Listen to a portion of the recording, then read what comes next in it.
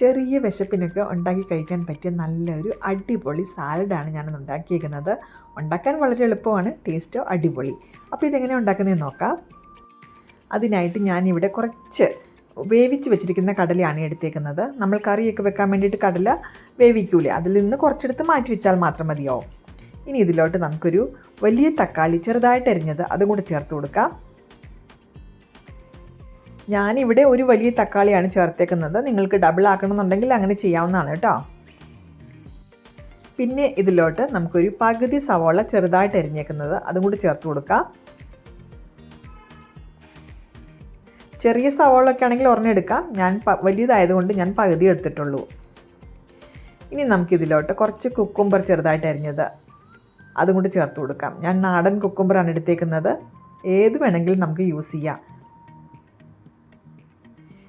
പിന്നെ ഒരു പച്ചമുളക് ചെറുതായിട്ട് അരിഞ്ഞത്, നല്ല എരിവുള്ള പച്ചമുളകാണ്, അതുകൊണ്ടാണ് ഞാൻ ഒറ്റ ഒരെണ്ണത്തിൽ നിർത്തിയേക്കുന്നത്.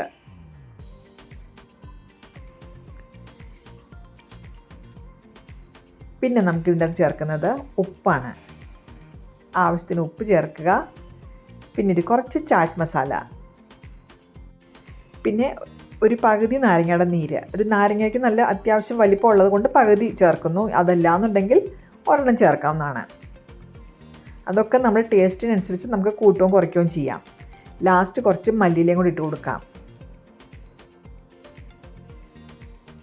എന്നിട്ട് ഇതെല്ലാം കൂടി നമുക്ക് നന്നായിട്ടൊന്ന് മിക്സ് ചെയ്യാം. ഇനി ഇതിൻ്റെ അകത്ത് നിങ്ങൾക്ക് വേറെ എന്തെങ്കിലും ക്യാരറ്റോ അങ്ങനെയൊക്കെ ചേർക്കണമെന്നുണ്ടെങ്കിൽ ചേർക്കാം കേട്ടോ. കാബേജ് ചേർക്കാം, ക്യാരറ്റ് ചേർക്കാം, വേറെ ഇഷ്ടംപോലെ ഐറ്റംസ് ഉണ്ട്. നമുക്ക് അങ്ങനെ ഇഷ്ടമുള്ള വെജ്ജസൊക്കെ നമുക്ക് ഇതിൻ്റെ അകത്ത് ചേർക്കാവുന്നതാണ്. നന്നായിട്ട് മിക്സ് ചെയ്യുക.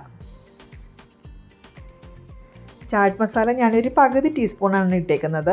ഇനി അത് കൂട്ടണമെന്നുണ്ടെങ്കിൽ കൂട്ടാം. ഇനി ചാറ്റ് മസാല ഇല്ലയെന്നുണ്ടെങ്കിൽ കുഴപ്പമൊന്നുമില്ല. കുറച്ച് ബ്ലാക്ക് സോൾട്ട്, കുറച്ച് ജീരകം വറുത്ത് പൊടിച്ചത്, പിന്നെന്താ കുറച്ച് അംചൂർ പൊടി. ഇനി അംചൂർ പൊടി ഇല്ലെങ്കിലും കുഴപ്പമില്ല, നാരങ്ങ നീര് നമ്മൾ കുറച്ച് കൂടുതൽ ചേർത്താൽ മതിയാവും. അങ്ങനെ നമ്മുടെ സാലഡ് റെഡി ആയിട്ടുണ്ട്, കണ്ടില്ലേ.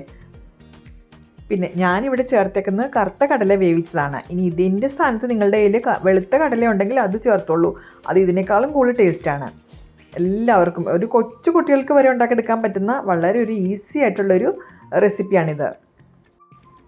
പിന്നെ നമ്മളിതിനെ സാലഡ് എന്നൊക്കെയാണ് പറയുക, പക്ഷേ നമ്മൾ നോർത്ത് ഇന്ത്യയിലൊക്കെ പോയി കഴിഞ്ഞാൽ ഈ ഒരു സാധനത്തിന് അവർ പറയുന്ന പേര് ചാട്ട് എന്നാണ്, ചന ചാട്ട്.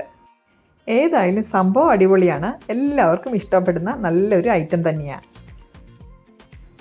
അപ്പോൾ നിങ്ങൾക്കെല്ലാവർക്കും എൻ്റെ ഈ വീഡിയോ ഇഷ്ടപ്പെട്ടെന്ന് തന്നെ കരുതുന്നു. നിങ്ങൾക്ക് എൻ്റെ വീഡിയോ ഇഷ്ടപ്പെടുകയാണെങ്കിൽ ലൈക്ക് ചെയ്യാനും ഷെയർ ചെയ്യാനും സബ്സ്ക്രൈബ് ചെയ്യാനും മറക്കരുത്.